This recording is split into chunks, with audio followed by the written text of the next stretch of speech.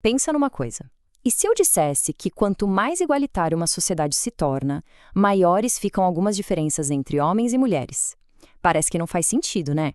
Pois hoje a gente vai mergulhar num estudo fascinante que explora exatamente esse paradoxo, questionando muito do que a gente achava que sabia sobre gênero e valores.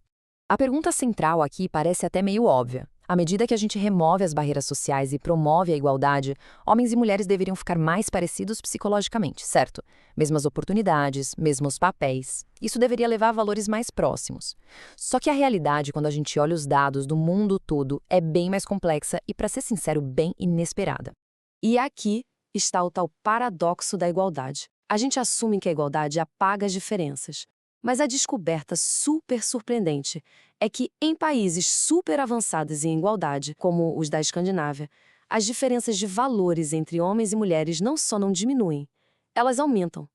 Isso vira a lógica de cabeça para baixo e força a gente a perguntar o que é que está acontecendo de verdade.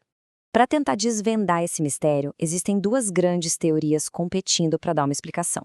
De um lado, a ideia de que a gente é produto do nosso ambiente social. Do outro, a ideia de que nossas raízes evolutivas ainda pesam muito em quem somos hoje. É aquele debate clássico, sabe? Natureza versus criação. Vamos ver o que cada lado diz. Bom, a explicação mais famosa é a teoria do papel social. Ela diz, basicamente, que as diferenças de gênero são construções da sociedade. A cultura ensina como cada um deve se comportar. Então, a lógica é que se a gente mudar esses papéis sociais e criar um ambiente igualitário, as diferenças de valores entre homens e mulheres deveriam diminuir até, uma hora, desaparecer. Parece fazer todo sentido, não é? Mas tem um outro lado nessa história, que é a perspectiva evolucionária. Ela não ignora a cultura, de jeito nenhum, mas ela sugere que a história da nossa espécie, ao longo de milhares de anos, também deixou uma marca. Essa teoria propõe que homens e mulheres desenvolveram, lá atrás, estratégias psicológicas um pouco diferentes para lidar com os desafios de sobrevivência e reprodução. E talvez essas tendências não sumam tão fácil assim. Então, tá bom, temos duas teorias na mesa, mas qual delas os dados de centenas de milhares de pessoas pelo mundo afora realmente apoiam? Chegou a hora de deixar a especulação de lado e olhar para as evidências. E a base para essa investigação é simplesmente gigantesca. A gente está falando da Pesquisa Mundial de Valores. São dados de mais de 400 mil pessoas em mais de 100 países, coletados ao longo de décadas. Isso nos dá uma visão panorâmica e muito, muito poderosa da psicologia humana em escala global. Vamos começar a nossa análise focando em dois pilares da experiência humana: a fé e a família. O estudo formulou algumas hipóteses bem claras, baseadas na perspectiva evolucionista, para ver se elas batem com o que acontece no mundo real. A primeira hipótese testada é a seguinte: será que as mulheres, em todo lugar, valorizam mais a religiosidade do que os homens? A lógica evolucionista por trás disso sugere que, historicamente, uma maior aversão ao risco pode ter tornado a religião um mecanismo de conforto e segurança mais interessante para as mulheres. E olha, os dados são impressionantes. Em escala global, não só uma porcentagem maior de mulheres acreditam em Deus, como elas também dizem que a religião é muito mais importante na vida delas. A diferença é bem clara e consistente no mundo todo.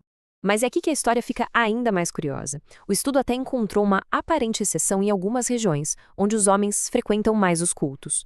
Só que, investigando a fundo, os pesquisadores descobriram um padrão universal. Os homens podem até ser mais religiosos no comportamento público, mas as mulheres são consistentemente mais religiosas na crença interna. Ou seja, a diferença fundamental na fé continua lá. Certo, agora vamos para a família. A segunda hipótese diz que as mulheres, em todo o mundo, valorizam mais a família. A teoria por trás disso está ligada ao investimento parental. Historicamente, o maior investimento biológico na criação dos filhos pode ter moldado uma orientação psicológica mais forte em relação à família. E, de novo, os dados são, esmagadores. Em todas as culturas, em todos os continentes, sem nenhuma exceção, as mulheres relatam que a família é mais importante para elas do que para os homens. Essa é uma das descobertas mais fortes de toda a pesquisa e sugere uma diferença bem fundamental mesmo. Ok, saindo de fé e família, a gente agora muda o foco para outras duas áreas bem importantes: a busca por poder, que a gente vai ver através da política, e os princípios que guiam a vida em sociedade. A terceira hipótese é sobre política.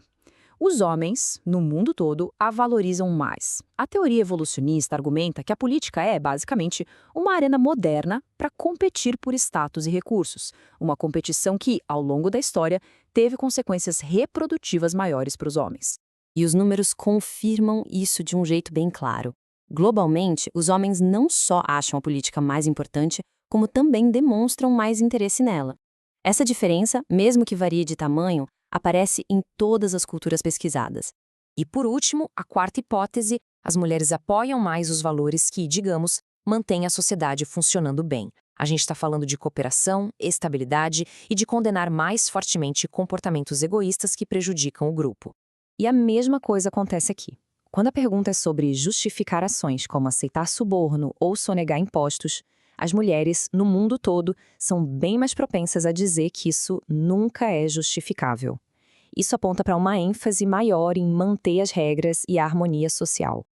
Então, depois dessa viagem pelo mundo através dos dados, o que a gente aprendeu?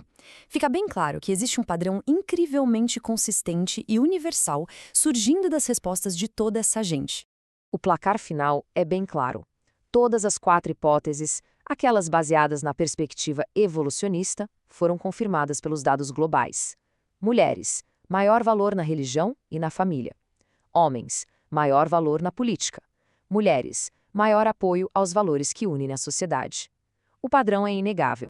E é aqui que a gente volta para o paradoxo lá do comecinho. O fato dessas diferenças não só existirem, mas até aumentarem nas sociedades mais igualitárias, é uma evidência muito forte contra a ideia de que elas são só produto da socialização. A cultura é superpoderosa, claro, mas esses dados sugerem que ela atua sobre uma base de predisposições humanas que são mais profundas e universais.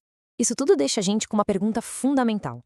Reconhecer essas diferenças não tem nada a ver com justificar a desigualdade, mas sim com entender a complexidade da natureza humana. Se o objetivo é construir sociedades onde todo mundo possa se desenvolver ao máximo, como que a gente usa esse conhecimento? O que isso realmente significa para a forma como a gente pensa a educação, o trabalho e as nossas comunidades?